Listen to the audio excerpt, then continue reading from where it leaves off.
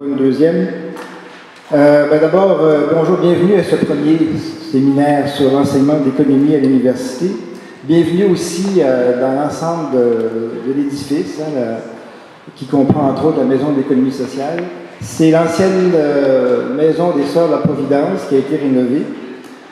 Et dans cette ancienne chapelle, que vous avez pu admirer, sert maintenant de salle de réunion à l'ensemble des locataires de tous de l'édifice, et ça sert aussi de réfectoire aux habitants des résidences des étages supérieurs.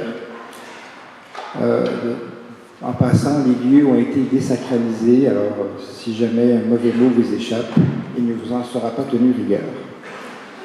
Le lieu est sans doute bien choisi pour parler de l'enseignement de l'économie. Entre l'écuménie et l'économie, il n'y a peut-être pas tant de différence que ça. Les deux ont leur doctrine, leur Église et leur Inquisition. Du moins quand on parle du discours économique dominant.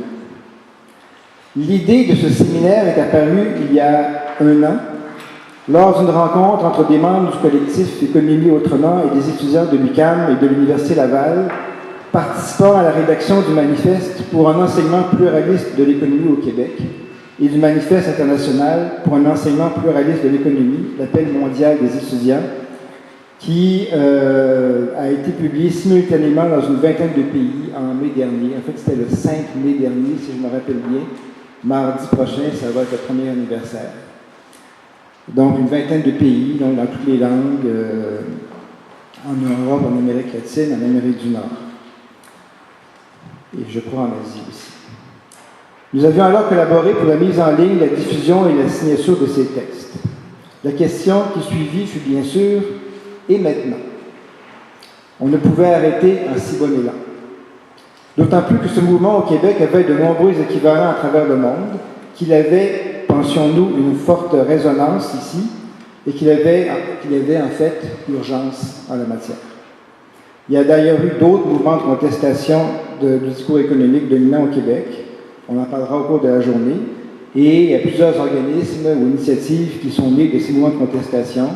On pense bien sûr, l'IRIS, l'Institut de recherche et d'information socio-économique, l'IREC, l'Institut de recherche en économie contemporaine, les éditions de vie économique qui ont existé pendant quelques années, en plus d'économie autrement, sont un peu la manifestation de ces mouvements de protestation et de volonté d'offrir un discours alternatif. Nous avons alors constitué un comité organisateur en invitant nos amis de l'IRIS et de l'IREC à se joindre à nous. Bon, l'IREC a dû nous quitter pour des raisons de débordement d'agenda, mais quand même ici aujourd'hui, et on espère qu'ils vont continuer pour la suite des événements. Le comité organisateur s'est progressivement transformé. Le TIES a pris la relève dans la coordination d'événements, qui est maintenant co-organisé par le TIES, l'IRIS et le DTP, comme vous avez pu voir sur votre programme, le mouvement des étudiants québécois pour l'enseignement pluraliste de l'économie. Nous nous sommes donné un nom commun pour l'occasion, le collectif pour un enseignement pluraliste de l'économie. L'idée développée alors, organiser une série de 2 séminaires sur l'enseignement de l'économie. Le premier au printemps 2015, on y est, pour faire le point sur la situation actuelle au Québec, cerner les enjeux, commencer à identifier des pistes d'action.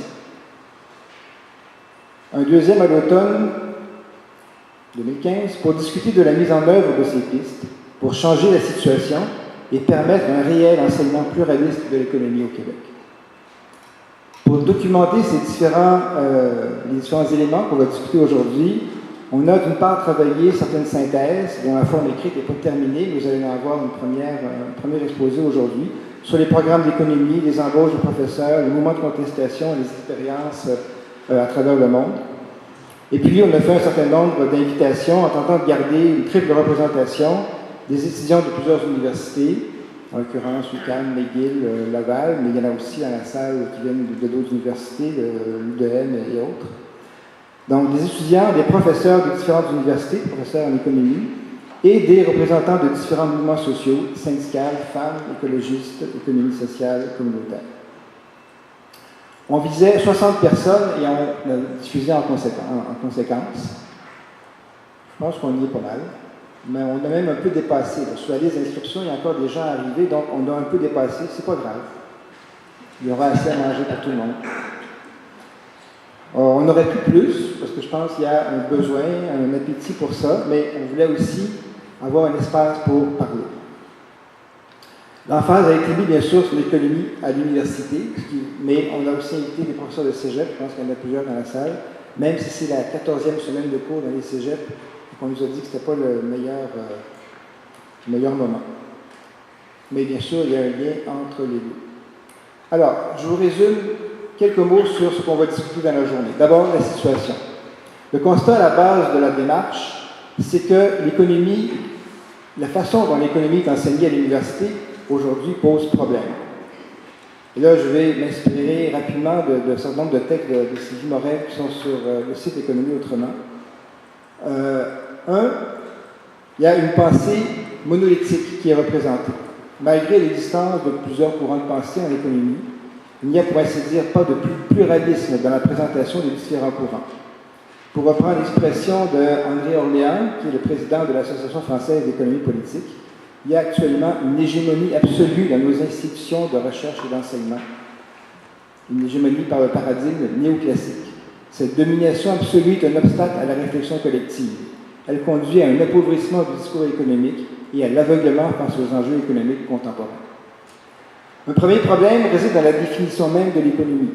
Selon les néoclassiques, la science économique, ou leurs différentes variables, la science économique serait la science des choix. Le sujet économique, l'acteur économique, c'est l'homo economicus, l'individu rationnel qui maximise son utilité. La coordination des activités économiques passe par le marché uniquement, et le marché obéit à des lois naturelles. La formalisation mathématique est omniprésente et les mêmes modèles sont la plupart du temps appliqués à différents domaines vus comme autant de marchés. Le travail, l'environnement, les capitaux, etc. Il n'y a ici pas d'acteurs, pas d'institutions, pas de domination, ni bien sûr de transformation. Et cette vision influe bien sûr sur la conception du fonctionnement de l'économie et sur la vision du rôle des politiques publiques. Ceci a comme conséquence l'incapacité, voire l'interdiction de penser le monde autrement en économie. La fermeture aux subventions de recherche, aux embauches, aux publications dans les revues,